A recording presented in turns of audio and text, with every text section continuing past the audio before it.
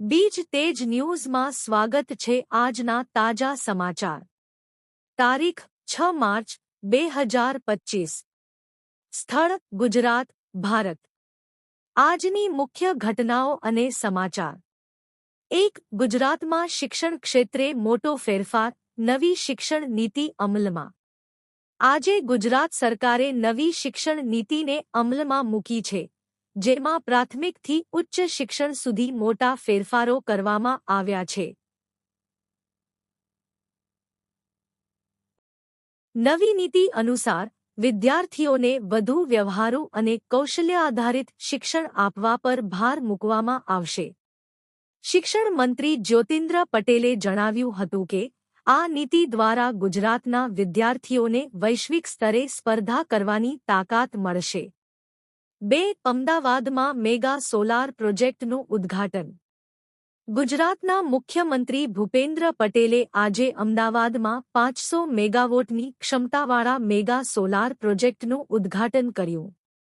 આ પ્રોજેક્ટ દ્વારા ગુજરાતમાં નવીનકારી ઊર્જા ક્ષેત્રે એક નવો માઇલસ્ટોન સ્થાપિત થશે.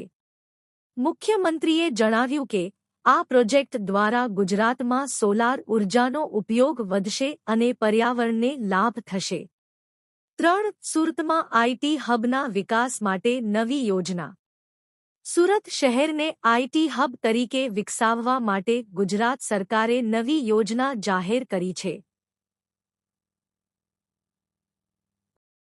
આ યોજના અનુસાર સુરતમાં આઈટી પાર્ક અને સ્ટાર્ટઅપ હબ વિકસાવવામાં આવશે.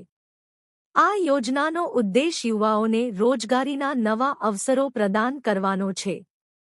4. ગુજરાતમાં કૃષિ ક્ષેત્રે નવી તકનીકનો પરિચય.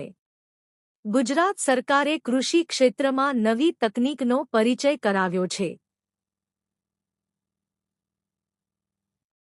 આ તકનીક દ્વારા ખેડૂતોને તેમની ફસલની ગુણવત્તા અને ઉત્પાદન વધારવામાં મદદ મળશે.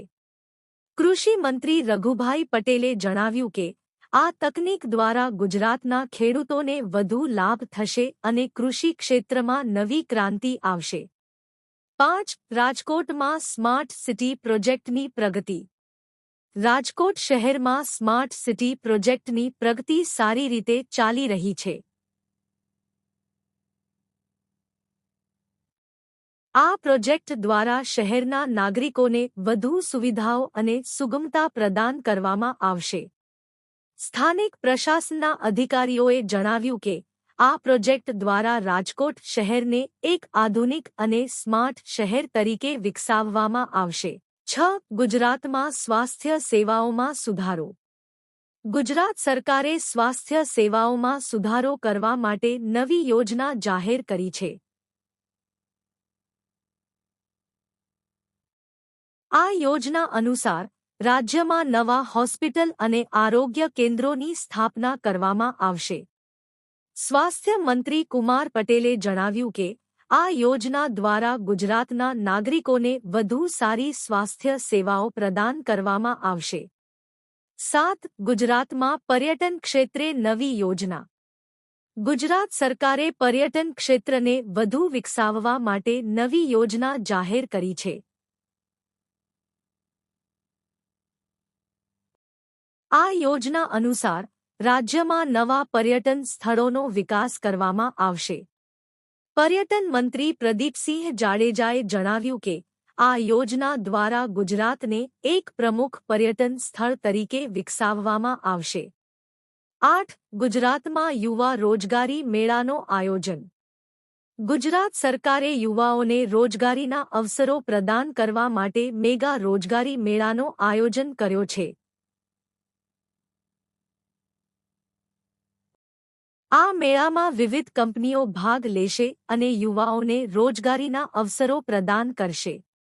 રોજગારી મંત્રી અર્જુન મોડીએ જણાવ્યું કે આ મેળા દ્વારા યુવાઓને તેમની ક્ષમતા અનુસાર રોજગારી મળશે. 9. ગુજરાતમાં સ્ત્રી સશક્તિકરણ માટે નવી યોજના. ગુજરાત સરકારે સ્ત્રી સશક્તિકરણ માટે નવી યોજના જાહેર કરી છે. આ યોજના અનુસાર મહિલાઓને સ્વરોજગારી અને શિક્ષણ માટે વિવિધ સહાય પ્રદાન કરવામાં આવશે.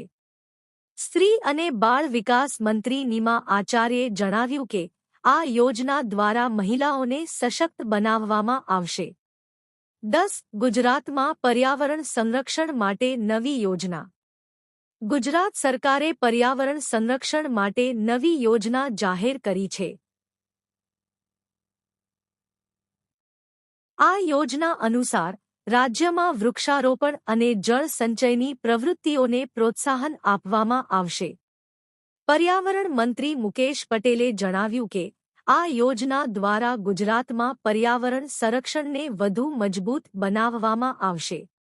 આજની તારીખે ગુજરાતમાં શિક્ષણ, ઉર્જા, કૃષિ, સ્વાસ્થ્ય, પર્યટન અને પર્યાવરણ જેવા વિવિધ ક્ષેત્રોમાં મોટા ફેરફારો અને નવી યોજનાઓ જાહેર કરવામાં આવી છે. આ યોજનાઓ દ્વારા ગુજરાતના નાગરિકોને વધુ સુવિધાઓ અને અવસરો પ્રદાન કરવામાં આવશે અને રાજ્યના વિકાસમાં નવી ગતિ આપશે. સ્ત્રોત: ગુજરાત સરકાર, સ્થાનિક સમાચાર માધ્યમો.